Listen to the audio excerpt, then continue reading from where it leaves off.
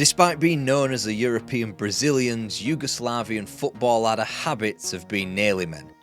But in the late 1980s, when the country was at breaking point, they were blessed with the greatest crop of players ever. They won the World Youth Championship, almost won a World Cup, and for the majority of their players got to taste European Cup success in the final days of Yugoslavia.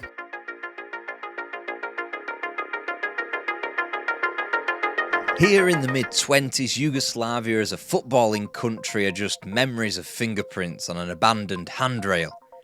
We forget just how good they were and how well they were perceived. Take a 1971 match between Brazil and Yugoslavia. A friendly but probably the starkest indicator of what Yugoslavia were. Pelé handed them the privilege of being his testimonial opponent. They were called, as the title of this video calls them, the European Brazilians. First and foremost, the bowl of a ground they played in was called the Maracanã, with a K. Secondly, they played some of the most free-flowing and beautiful football that was being played in European international football after the days of the Austrian Wunderteam and the Hungarian Magical Magyars. Yet the kicker was, they won fuck all. Their appearance at the 1930 World Cup by invitation was no measure of their quality. It's just that Jules Rimet told Europe to pull their finger out and apply for the competition. No European nations had applied 2 months before the tournament, and when pushed, Yugoslavia were only joined by France, Romania and Belgium. Fittingly, in their first World Cup match, Yugoslavia defeated Brazil in Montevideo and were the only European side to reach the knockouts. Eliminated by Uruguay in the semi-finals, it would be Yugoslavia's last World Cup knockout game until 1954. Then we have the trilogy, not quite Lord of the Rings or the original Star Wars, but maybe the horror franchise Saw. Here we have Yugoslavia versus West Germany. Yugoslavia lost the first encounter in Geneva as their opponents went on to win the trophy. They lost the second in Malmo before third time lucky in Santiago ended with a Petar Radakovic winner. This as Yugoslavia had come off their best major tournament performance in the inaugural European Championships, losing to Soviet Union in the final. This was the golden age of Yugoslav football. Partizan Belgrade were appearing in the European Cup final. An exciting crop of players were being churned out through the system, Dragan Zajic and Milan Galic. A time when their Olympic successes of 3 successive silver medals in London, Helsinki and Melbourne, before finally claiming gold in Rome. In an era of amateurism when Yugoslavia were ostensibly putting out their first team because professional footballers didn't exist in Yugoslavia officially, and the Olympics weren't letting in professional footballers. The true gauge for Yugoslavia's success would come in the major tournaments of the World Cup and European Championships, of which they would return to a European Championship final in 1968 but lose after a replay to Italy. In doing so, they became the first nation to lose multiple finals without ever winning the trophy. And I'm not going to tell you the second nation because I'm still not over it. They would reach 3 successive World Cup knockouts in the 50s and 60s, reaching a semi-final in the aforementioned 1962 tournament. But the 1970s and 80s were a bona fide disaster on the world stage, outside of qualifying for a spectacular Euro 76, where they finished 4th of 4 teams on home soil. Yugoslavia had gone from being nearly men to nowhere men, from playing in 6 knockout stages in 8 major tournaments to qualifying for just 4 tournaments out of 12 in the 70s and 80s with not a single knockout match to speak of. In this time they could cherish just 2 tournament wins in 12 matches, but even they came against Zaire and Honduras. Not that the club game wasn't going that well. Red Star Belgrade appeared in the UEFA Cup final of 1979 and challenged a decent Borussia Mönchengladbach outfit. In fact, Red Star routinely made the quarter-finals and semi-finals of the European Cup throughout the 70s and 80s. In May 1980 though, Yugoslavia became a ticking time bomb when their communist dictator Tito died. The country was now being whittled towards its last legs, and in a pertinent question for this particular channel, what was that going to do for the Yugoslavian football team and its prominent clubs? But before we answer that, I need to tell you about how I watch every single Premier League match completely legally, which means it's VPN time! A VPN hides your IP address, which lets you safeguard your internet connection. So, the absolute opposite of what the Manchester United defence would do. Am I right?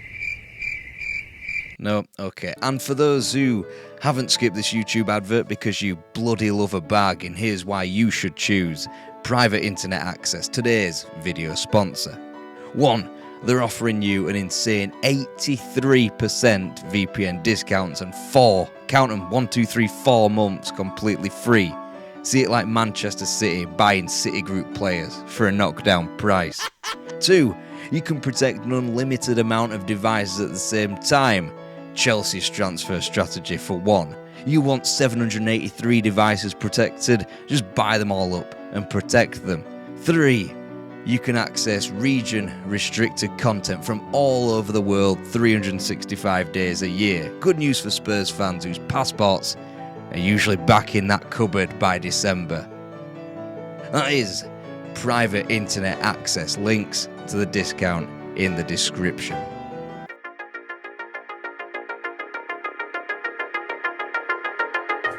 For the senior national team, Yugoslavia had wobbled at the final hurdle to qualify for the 1986 World Cup, losing at home to East Germany before confirming their non-participation away to European champions France at the Parc des Princes. They were hurtling towards an all-or-nothing tie at the Maracanã against England to qualify for Euro 1988, which they'd ultimately lose 4-1 in a shocking first-half collapse. Bubbling away in the background was the World Youth Championship tournament in Chile in October 1987. To qualify, Yugoslavia had to get past the youthful finest of both France and Spain in qualification for UEFA's Under-18s Championship. Only taking a point off France over 2 games, Yugoslavia spectacularly made it through on goals scored after Le Bleu could only manage the 12 goals against Luxembourg in their final match. In an 8-team tournament, Yugoslavia only needed to win a quarter-final to make the World Youth Championships. They would lose instantly to East Germany at home in emulating their senior team, but in thrashing Romania in a repechage, Yugoslavia were all aboard to Chile. Inevitably, we have to look at the squad, and to say the least, Yugoslavia was stacked. Robert Prozinski, Zonomir Boban and Predrag Mijatovic good enough for you? No, there's also Davor Suker, Robert Jani and Igor Stimac. All would go on to gain senior caps. Let's compare the squads with the rest of the teams from the tournament. The Brazilian that carved out the finest career was Cesar Sampaio. Italy's Alessandro Melli was the only one of 18 that reached the senior setup, whilst Billy McKinley was the only Scot who played in Chile who would reach the heights of senior international football. But hold on, let's have a look at some of the players that didn't make the Yugoslavia squad. Vladimir Jugovic and Alan Boksic were not required apparently, and were withdrawn by the FSJ so they could play club football. Meanwhile, Sinisa Mihailovic has since implied that he wasn't selected for Chile because of his refusal to join Dinamo Zagreb in 1987. Contrary, he would join Vojvodina in 88 before appearing famously for Red Star Belgrade in the early 90s. Then we've got Alexander Djordjevic, who had been sent off in a qualifier and was banned for 4 matches. Slavan Bilic and Dejan Vukacevic were both injured, and Yugoslavia could have officially fielded 2 teams, and the money was probably on them both meeting in the final. Yet no expectations were made of both Mirko Jozovic and of the players. On opening night on October the 10th, 67,000 pitched up at the Estadio Nacional, with a bundle of hope for the hosts meeting Yugoslavia. It was hard to see which team was from South America and which one was European. In a mad first quarter of the game, Yugoslavia blew Chile away 2-1 and Davor Suker added 2 more on the hour. 4-2 the scoreline, Yugoslavia won and the local watching public was sufficiently won over. Any Yugoslavia players that were previously homesick who didn't want to be there now longed to remain in Santiago. And they would. Brnovic, Suker and Boban rattled in another 4 goals against Australia. Mijatovic, Sarajevic and Suker likewise against Togo. No team had scored more, only West Germany had a 100% record like them, and nobody had scored more group goals than Davor Suker. Brazil were next, Yugoslavia's spiritual equals, but first, a spanner in the old works, a spanner of Yugoslavia's own making. You see, Red Star Belgrade had a UEFA Cup tie in the Maracanã against Club Brugge on the same day as the quarter-finals of the FIFA World Youth Championship. They wanted Robert Prosinecki back for this crunch game. They demanded him back, and when you're demanded of something from somewhere high up in a hierarchy in Yugoslavian football, invariably, you do it. Prosinecki didn't want to leave, and the players didn't want him to either. They banded around him, attempting to stand up for themselves, but there was only going to be one winner. But surprisingly, the underdog won out, via those on high at FIFA and the big boss João Havelange, who blocked the FSJ. Prosinecki would remain in Chile. And just a little side note here, before we get on with the rest of the World Youth Championships, Red Star won 3-1 at home without Prosinecki, and in the return leg with him starting, Red Star lost 4-0 in Belgium and were eliminated from Europe. Hours after that first leg victory back in Europe, Robert Prosinecki sent the clearest of messages when he bent an 89th minute match-winning free kick for Yugoslavia beyond Brazil. They had not only defeated their spiritual South American brethren, but come from behind and mesmerically won the quarter-final. An East German side led by Mateusz Sammer were next in the semi-final. To show how the locals had taken to Yugoslavia, a combined 95,000 had seen them in the knockouts, whilst Chile only drew 71,000. Admittedly in a smaller stadium, but this is just a reminder that this is a youth tournament, and in 1987 too, and whilst the two German teams only drew 3,000 and 4,000 crowds at best in the other quarterfinals. Igor Stimac and Davor Suker netted the requisite goals either side of a Sammer equaliser. There should have been unbridled Yugoslav joy, but for Predrag Mijatovic and Robert Prosinecki, small personal tragedy. A red for the former, a yellow for the latter meant both would be missing for the final against West Germany. If the local Chileans weren't for Yugoslavia before, they certainly were for the final, as their favourite second team would meet the West Germans, who had eliminated their Chilean heroes from the semi-final. Zvonimir Boban's 85th minute winner ought to have been the winner, the perfect send-off for a brilliant tournament team. Only for them to ship a penalty instantly, and with the game dredged into the shootout as well as playing a German team, there was surely only one winner. Marcel Vitacek, who scored that equalising penalty in normal time, however, was the one who missed in the shootout. As Yugoslavia remained perfect from 12 yards, they were the ones crowned World Youth Champions.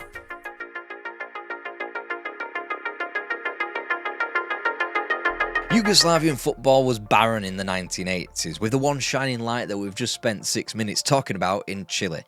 As the 1990s head into view, with Yugoslavia qualifying for their first World Cup in 8 years ahead of France, the nation had the beginnings of a club team to be proud of. Red Star Belgrade had come back into focus, first claiming the Yugoslav Cup in 1985 and claiming 2 league titles in 88 and 90. The latter of which was part of a domestic double, and a massive 11-point void separated them with Dinamo Zagreb. Within 12 months they would be European champions. From that team, over a quarter of Yugoslavia's outfield were drawn from Red Star. Darko Pančev had blasted in 35 goals in the prior successful domestic campaign. He'd be joined by Dragan Stojkovic, Robert Prosinecki, Rafik Sabanzovic and Dejan Savicevic.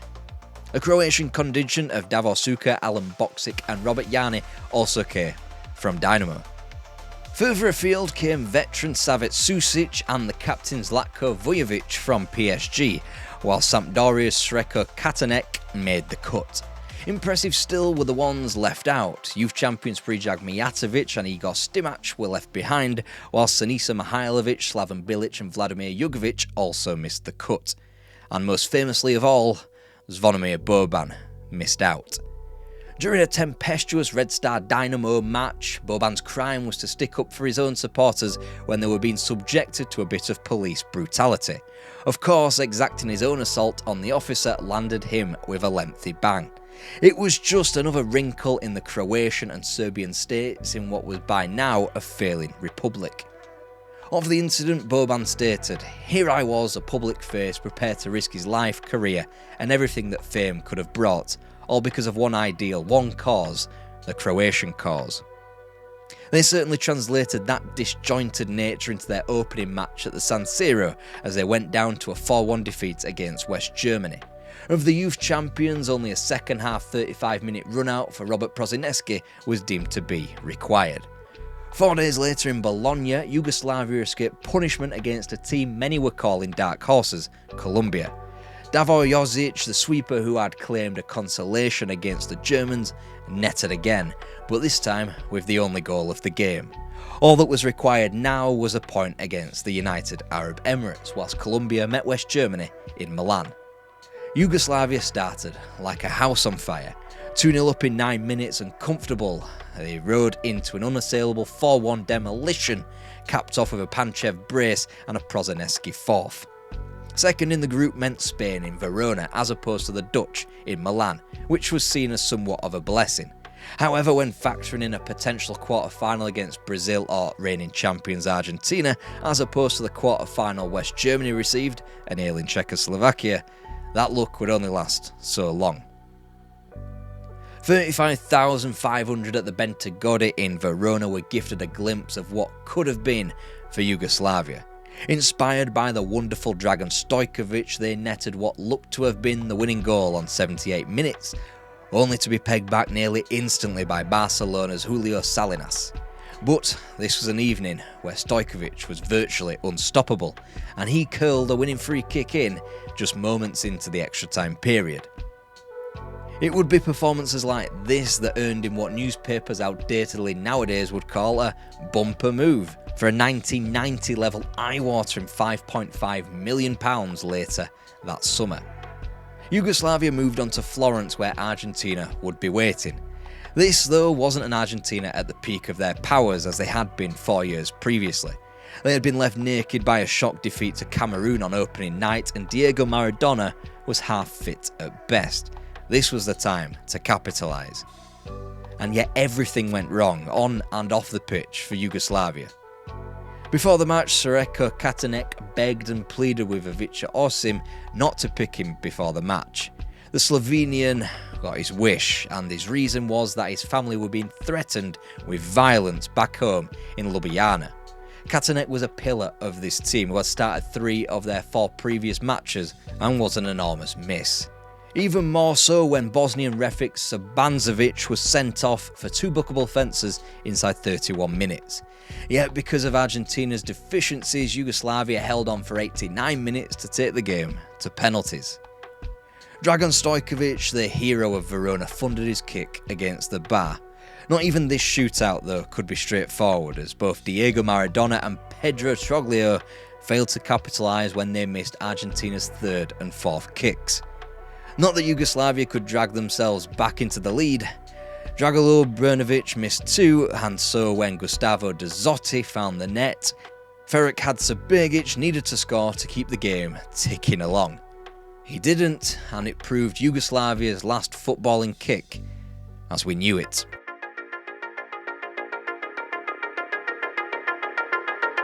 Under any normal conditions, Yugoslavian football should have been riding the crest of an absolutely enormous wave. Red Star Belgrade were the brief pinnacle of world football when they won the European Cup and later the Intercontinental Cup against Colo-Colo. They were the champions of Yugoslavia, Europe and the world all concurrently. By the time that latter success transpired, however, half the Republic states had declared their own independence. By April 1993, each of Croatia, Slovenia, Macedonia and Bosnia had a membership at the United Nations. Kosovo still waits. Although Red Star fly the Serbian flag now, their 1991 triumph wasn't just a victory for Serbia. Of those that started in that final, only 10 of the officially Yugoslavian players, 4 came from Serbia. There was Slobodan Marovic and Dejan Savicevic of Montenegro, the Croatian Robert Prosinecki, the Bosnian Refik Sabanzovic and Macedonians in Ilija Najdoski and Darko Panchev. In other times it might have been an act to unite Yugoslavia. In these times Yugoslavia could not be salvaged. In probably only a brutally narrow-minded footballing viewpoint, it is a shame that we didn't see these players who represented the flawed Yugoslavia of 1987 and 1990 played together more on the international stage. After all, they famously qualified for Euro 92 and could only be realistically beneath Germany and the Netherlands in the pecking order. Yet, atrocities outside of the sport made it impossible for the Yugoslavian flag to be flown at the championships. They were correctly banned from the 1994 World Cup and Euro 96 as teams such as Sweden, Bulgaria, Romania and Croatia all flourished. Whilst Yugoslavia would officially be renamed to Serbia and Montenegro midway through Euro 2004's qualification and now be known as Serbia, their neighbours and former republics have all made a dent in international football. Croatia, of course, most famously, the most successful, having gained 2 bronze and 1 silver from World Cups since 1998, an absolutely monstrous achievement. Slovenia periodically qualify for tournaments too, but their only knockout match remains a penalty shootout defeat to Portugal in 2024. Bosnia and Herzegovina qualified for their only tournament at the 2014 World Cup and were competitive in a strong group. It remains only a matter of time before they replicate that with a spot at the Euros, after reaching the playoffs in each of the past 4 qualifying campaigns. Macedonia, or officially North Macedonia, are sporadically competitive in qualification, but also became a tournament team at the delayed Euro 2020. Whilst they were one of only 2 teams to lose all 3 group games, they did not bow out in disgrace. Montenegro and Kosovo are the 2 former Yugoslav republics who await their time in the tournament's sun. They have both reached a playoff campaign to qualify for European Championships. Montenegro in defeat to Czech Republic for Euro 2012, Kosovo in defeat to Macedonia for Euro 2020. Serbia, meanwhile, have yet to pick up the baton left behind by Yugoslavia. They are prolific in qualifying for the World Cup, but have failed to qualify from 3 group stages on their own, winning just 2 matches against Costa Rica and Germany. They finally entered the European Championships in 2024 for the first time, only to go out in the groups once again and winless once more. And we'll leave you with a quote from Red Star's 1991 European Cup winning goalkeeper Stefan Stojanovic. The tragedy is that we will never know how good we could have been. This is the part where I point you in the direction of another video we've done. Given the subject today, it's only right I show you this one we've done on Croatia's 1996-98 team.